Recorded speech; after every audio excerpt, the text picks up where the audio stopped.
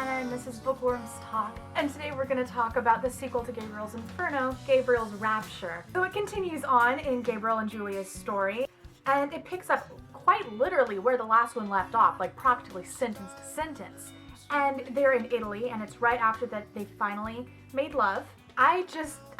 They were obsessed with am I pleasing you? Am I pleasing you? No, am I pleasing you?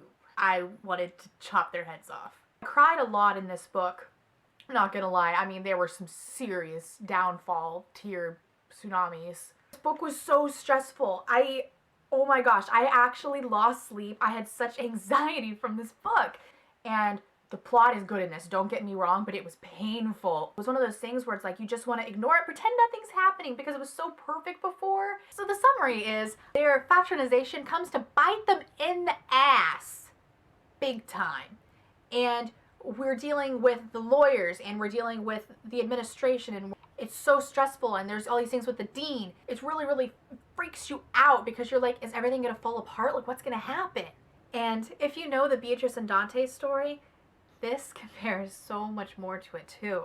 Because Dante didn't have his Beatrice, he lost her. She died, and he admired her from afar until there was no more Beatrice, and his muse was gone. And we are brought with something similar to that in this book. That should hook you enough with just that. That's all the summary that I'm going to give you guys, because I don't want to spoil you, because there's so much drama that happens and there's so many things that I can't tell you. I will see you guys next time when you have read it. Just know that there's a third book, and that should be the consolation, okay? Don't watch if you haven't read it. I'm serious. Alright, bye! Bye! When Gabriel is confronted with the university administration, will he succumb to Dante's fate, or will he fight to keep Julia, his Beatrice, forever? With Julia, we don't get a lot of insults, or like that really stung and we're just like, oof, after it. She doesn't say that because she's just silent. Let them hear hatefulness in their own ears. He made this remark about running into all these people that he's fucked, like on the streets, and I'm just like, you just said that. I found something infinitely more awkward than threesomes, than 50 Shades, than anything, and it's Julia talking about her gag reflex. And not just talking about it, actually during sex. Why are you talking about your gag reflex? Why just not now? Like, I really just wanted to curl in a ball and disappear if I was, oh man. And then when Paulina found his house in Sells Grove, I was like, how the fuck did you find out where he lives? Go away, Paulina. So I was like, is Paulina behind this? I know Krista is, because that's her and it's obvious, but is Paulina? I don't have respect for the woman. She is no. And I was kind of questioning, is this the best time for vacation? Just why? When they decided to have sex on the beach in Belize, I was just like, you are going to get sand in places sand has never been before, and that is going to itch. When Julia was meeting with the dean, I was having a full-on anxiety attack. I was walking down my halls at college, and I'm sitting here like, huh, this is happening? What? And people were staring at me. I didn't like her lawyer. She is going to just try to represent her person, and she is going to throw Gabriel under the bus. Watch it happen. And then fucking Gabriel, oh my god. Gabriel said what? He admitted to being in a relationship with her. I thought they weren't going to admit that. I thought they were going to just deny it all out. That was the reason they had two different lawyers, and they were just going to deny. What are you thinking? Oh my god. And then Jeremy became my favorite professor person. He admitted to giving her the bruisery thing, and I'm like, that was not you. I love you so much. You were, things will be okay. No, they weren't. Jeremy's like, don't give me that martyrdom bullshit. Thank you. Fucking thank you. This whole time, I'm like, something is going on. He's gonna be a freaking martyr. No one likes a martyr, because you know what happens to martyrs? They either die or they end up alone. Hello, Dante and Beatrice. Oh my god. And so after the trial, and she's just like, no, it was consensual. And he's just like not even making eye contact with her. And then he gives her that death stare. They're in the hallway thing. You promised you'd never fuck me, but what about last night? No words, no I love you, not even a note or a text this morning? Is that all it was to you, a goodbye fuck? Julia's whisper caught an involuntary sob that raised her voice. Who's the angel fucker now? Whoa. And am I the only person, and I really, really, really did think this, I'm not just saying it. I was like, in the first book, they mentioned, God help me to say his name, Heloise and Abelard. I'm gonna call him Abe. Can't pronounce him. And then I'm gonna say Eloise because I can't pronounce her. So now you know what I mean. The sixth letter of the fourth paragraph. They said the sixth letter in the first book. And I went and I looked it up. And I read through it, and it took me a while to understand it, but I got it. Lady, look it up! He's quoted this twice for you, said, you need to look at this. I have always said to you guys that, oh, that was so funny if you could watch me read that scene, and I actually did that, embarrassing as it is, and I'm actually going to set it in right here. Are you serious? What the F? Okay. Okay. He just left, and he's at the apple orchard now, and why did you leave? Everything's just, he's like, she already given up so much to me. No one likes a martyr, Gabriel. No one does. Be selfish, okay? So now you know a vague idea of my anxiety with this damn book. That was an emotional scene part thing. It's how I am reading these books. So now you know. I've never really been a fan of Paul, but when he gave Julia the "you're a badass" speech, I'm like, aw, you're good with me now. Okay guys, painful time to talk about something bad that was so good. This is gonna be probably incomprehensible, and I might need to actually put subtitles because I cried so much at this part. The dream of Grace and Maya was just cruel. Because they were in paradise together, like Julia said earlier, and they were together, and Maya. Then Maya said, pointing to his tattoo, "You didn't have to do that. I know you love me. I'm just, as if I wasn't able to keep it together before. You had to do the tattoo pointing, and I know you loved me." Catherine's gift was La Vida Nuova, and I'm just like, are you serious? Really? Really? So the whole time I'm treading through this book, and I'm just like, when is she gonna read her mail and find his book that he left her? When?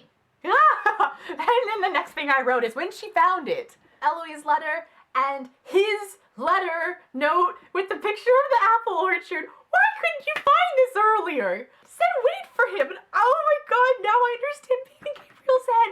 And he's like, that must mean she doesn't want me. Because he thinks she understands it, but she really doesn't. And so it's this miscommunication thing. And then when she finds it, and she's running to go get the wirelessicle, that cafe thing, and she sees someone in the shadows, and it looks like an angel, and I'm like, it's him. Before, when Catherine mentioned, oh, make sure to go and, see this Dante specialist at BU, I'm like, I don't think BU has that. And then that was enough thought to make me think, watch it be Gabriel. And what was it? Gabriel. I love Catherine Ficton.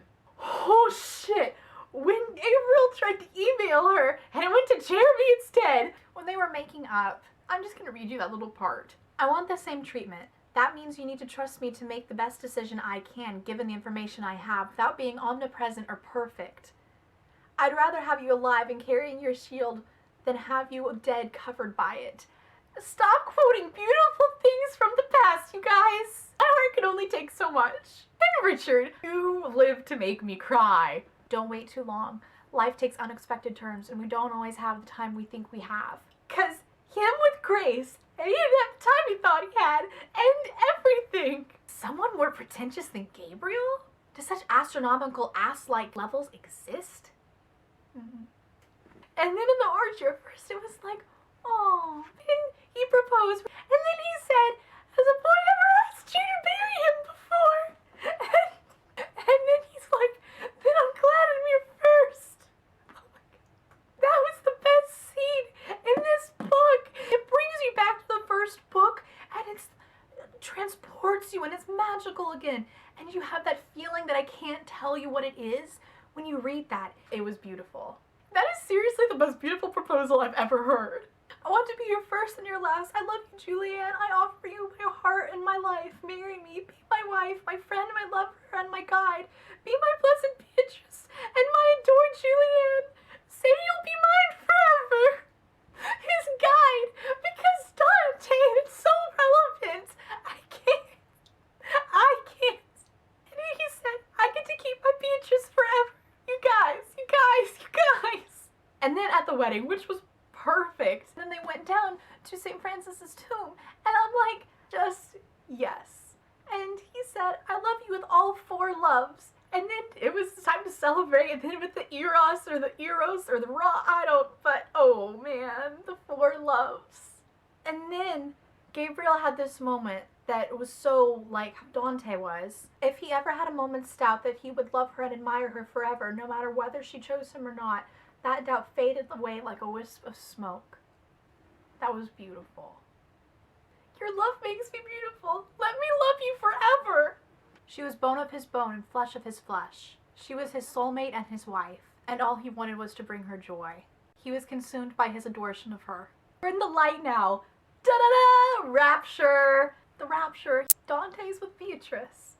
And this book was so incredible, and it was so worth the read. And once again, I'd be okay if that were the ending to it. I don't want it to ruin it, because at the rate it was going, I was like, things are gonna be ruined. And I would just rather it be perfect and not even think about the other things that could happen. I didn't even want to think about it. But then everything's wrapped up in this perfect little bow at the end. The only problem that I could see arising, not really a problem, more just like a plot thing, would be for them to have a child, or adoption, or them going to St. Francis and working in the orphanages and the rest of her program at Harvard, and there's gonna be more growing in their relationship. Like, I feel like this is gonna be like a smoother book. There's not gonna be so much what the fuck. And down below, I didn't do a whole quote off this time, but I want to hear your favorite quotes. I have this blog on Tumblr where I mostly have been quoting all the Gabriel's Rapture, Gabriel's Inferno quotes and stuff, so check that out down there if you're interested. I also quote other books that I've read, and I just started it, and I'm gonna keep it up with quotes from books that I'm currently reading. I'm reading The Inferno, and I read The Divine Comedy, and I want to do reviews kind of on both at the same time. I mean, it's not the normal thing that I do, but I'm reading them. I find them really intriguing, and hey, maybe it'll help someone in an essay that they didn't read the books for. Thanks for joining me, guys, on Bookworms Talk. I love hearing you guys' comments, so comment away, and I'll see you guys later. Bye!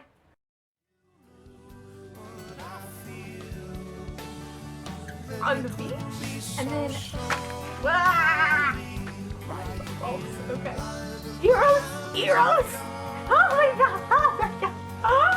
Okay, this whole thing is just gonna be me squealing.